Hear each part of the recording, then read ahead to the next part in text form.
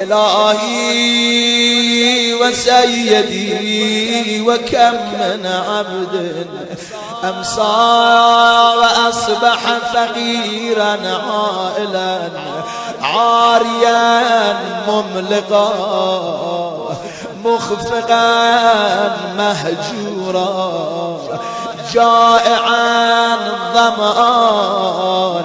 ينتظر من يعود عليه بفضل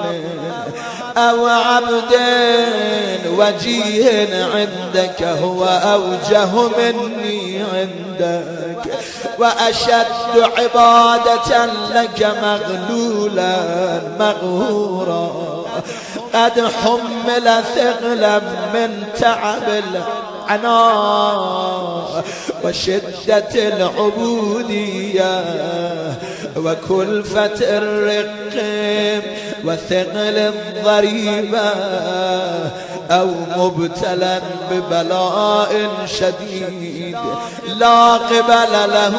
إلا بمنك علي وأنا المخدوم المنعم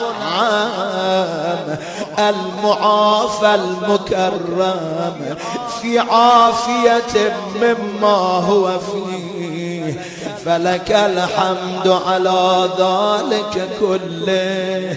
من مقتدر لا يغلب وذي أنات صل على محمد وآل محمد